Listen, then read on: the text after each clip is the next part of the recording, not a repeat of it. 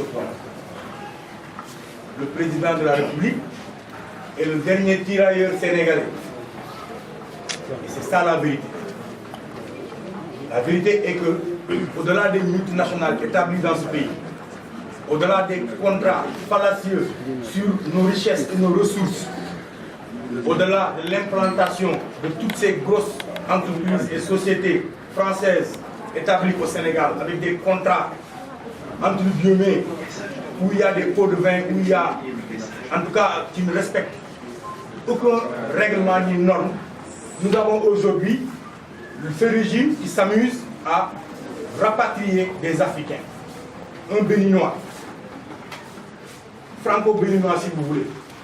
Combien de ces ministres ont des passeports français ici, au Sénégal? Combien d'autres Français résident dans ce pays? Un monsieur qui gagne sa vie, qui travaille, qui est marié ici depuis 8 ans, qui vit avec sa famille, qui cotise socialement, qui paie des taxes, des impôts, qui travaille dignement et qui revendique ce qu'aujourd'hui notre président devrait revendiquer. Au contraire, notre président a dit ouvertement qu'il soutient le franc CFA parce que c'est une monnaie stable.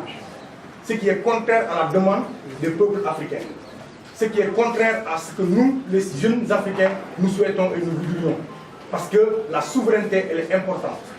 Tant que tu n'es pas indépendant monétairement, tu n'es pas souverain. Comment est-ce qu'on peut expliquer que nous, Africains, qu'on se réveille, qu'on va au boulot et que notre salaire est géré par notre maman qui nous dit 50% de votre salaire, c'est le Akundure. Les 50 autres pourcents, je vous dis comment vous les dépensez. Voilà ce qui se passe avec la France. On n'a aucune indépendance ni contrôle sur cette monnaie. Elle est fabriquée en France, gérée par la France, garantie par la France.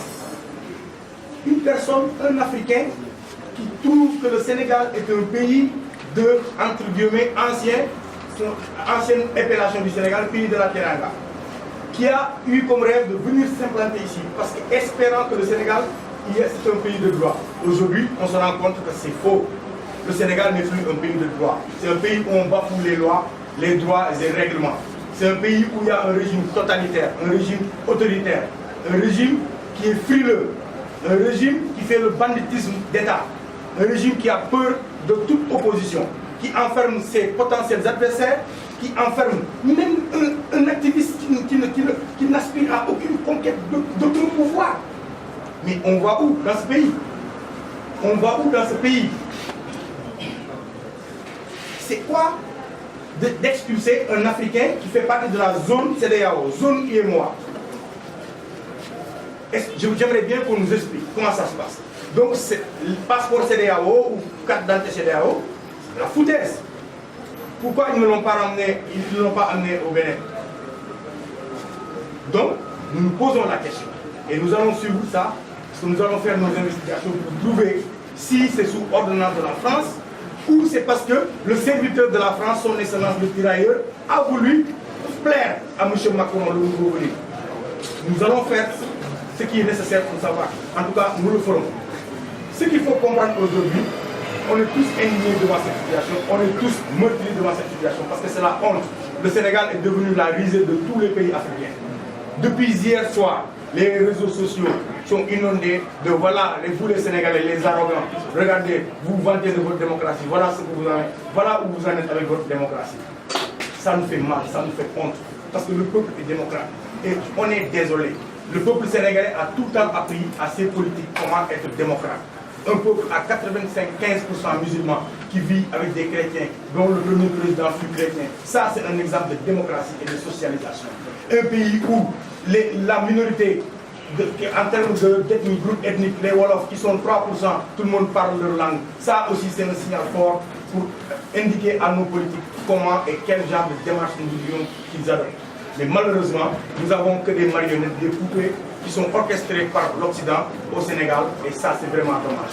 Maintenant, ce qui est arrivé à Kémy ne va pas nous arrêter, au contraire, ça nous a renforcés, ça nous a revigorés, ça nous a rassurés que nous sommes sur la bonne marche. Ça nous a permis aujourd'hui de comprendre qu'on est entendu, que notre lutte a été entendue là où elle devrait l'être. Ça nous a montré que son acte courageux a permis aujourd'hui que toute cette métropole organise tout, en tout cas, prenne en charge toute son organisation, en tout cas, entre guillemets, parce qu'il n'y avait pas de gouvernement du Sénégal ces 2 derniers jours, ils ont antidaté l'arrêté pour pouvoir trouver le prétexte de dire que c'est le ministre de l'Intérieur qui l'a signifié.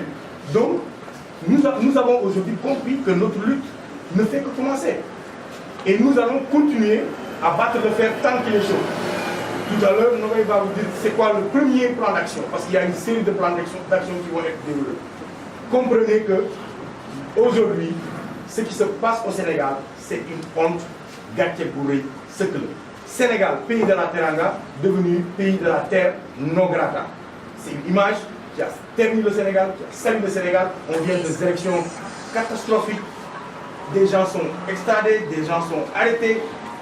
C'est cacophonie totale. Il n'y a rien.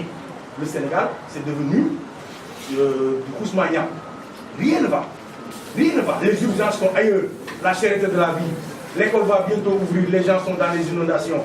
On lui a posé des questions. Il ne peut pas nous répondre. L'État tâtonne. L'État vacille. L'État n'est pas en mesure de régler le problème des Sénégalais. Cerise sur le gâteau, on expulse un digne fils de l'Afrique. Vraiment, c'est la honte. Tu es au courant de ma nomination? Non. C'est sur leral.net. Tu as ma nomination? Déedéet. Tu es sur leral.net.